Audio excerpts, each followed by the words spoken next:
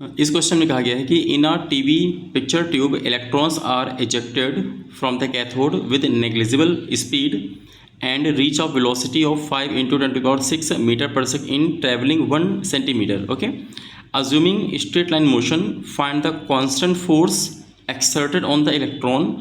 और आपको बताया गया कि the mass of the electron is 9.1 × 10⁻³ kilogram. तो देखिए यहाँ पे जो क्वेश्चन आपको बेसिकली दिया गया है वो एक नाम के लिए दिया गया कि हाँ टीवी पिक्चर ट्यूब, बट यहाँ पे बेसिक क्या है कि स्ट्रेट लाइन का ही ये मोशन आपको यहाँ पे कहा गया है कि मान लेते हैं कि देखिए हमारा जो टीवी पिक्चर ट्यूब है ना उसमें इलेक्ट्रॉन का जो गन होता है, इलेक्ट्रॉन्स हमारे मूव करते हैं स्ट्रेट लाइन में, उनमें से किसी एक इलेक्ट्रॉन की बात कर रहा है कि मान लो यहाँ पे कोई एक इलेक्ट्रॉन है. अब देखिए यहाँ पे क्या कह रहा है कि उसका जो स्टार्टिंग का मास है इनिशियल वेलोसिटी वो कह रहा है कि वो नेग्लिजिबल है, यानी कि आपको जीरो लेके चलना है.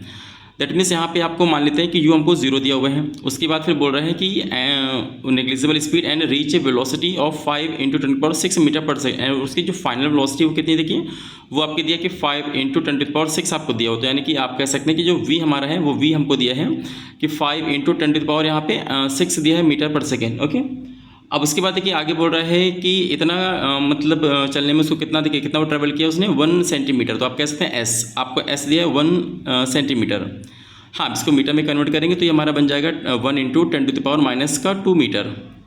तो इस तरीके से आप देखेंगे हमको यहाँ पे u की वैल्यू इन्फॉर्म यहाँ पे दिया हुआ है, v की वैल्यू हमको पता है और s की वैल्यू हमको पता है. और आपसे पूछ रहे हैं कि बताइए find the constant force exerted on the electron, the mass of the electron is इतना, है ना. मतलब फिर से देखिए आपको यहाँ पे फोर्स के बारे में बात कर रहा है, तो आप जानते हैं कि फोर्स का अगेन हमारा फॉर्मूला होता है मास इंटू एक्सेलेरेशन. आपको मास यहाँ पे इलेक्ट्रॉन का दिया हुआ है, अगेन आपको ए यहाँ पे फाइंड करना. आप ए कैसे फाइंड करेंगे, अगेन यहाँ पे थर्ड इक्वेशन में यहाँ पे यूज़ करेंगे. तो थर्ड इक्वेशन हमारी हो जाएगी v² = u² + 2as. अब क्योंकि देखो यहाँ पे v का स्क्वायर करना है तो ये मान लेते हैं इसका स्क्वायर करेंगे तो 5 का स्क्वायर हो जाएगा 25 और 10⁻⁶ का स्क्वायर हो जाएगा 10⁻12. ओके, और ये हमारा 0 तो उसको हटा देंगे. यहाँ पे देखिए s कितना है, देखिए 10⁻⁻² है और यहाँ पे 2. इस तरीके से आप देखेंगे कि 2 × 10⁻⁻² × a. तो अगर यहाँ से a निकालेंगे तो देखिए a निकालने से 12 का हाफ हो जाएगा 12.5 हो जाएगा. और देखिए यहाँ पे 10⁻12 से नीचे 10⁻⁻² आएगा तो कुल मिला के पावर हमारी हो जाएगी 10⁻14. ठीक है, मीटर पर सेकेंड स्क्वायर. तो इस तरीके से आप देखेंगे हमारा जो भी आंसर आ रहा है तो इतना हो जाए. अब उसके बाद फाइनली अगर आपको मास निकालना है तो मास आप यहाँ पे फॉर्मूला पुट कर सकते हैं. मास का यानी हमको दिया हुआ है कि 9 × 10⁻31 और यहाँ पे 12.5 और 10⁻⁻ यहाँ पे 14. अब यहाँ पे इसको अगर हम सॉल्व करेंगे तो हमारा जो सॉल्व करने के बाद आंसर आएगा वो देख सकते हैं.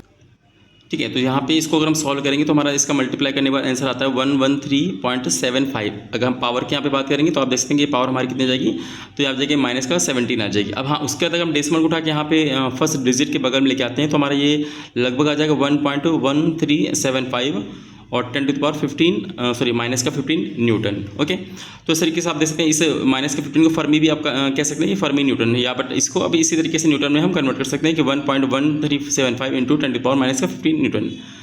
तो इस तरीके से इस क्वेश्चन को हम सॉल्व करेंगे.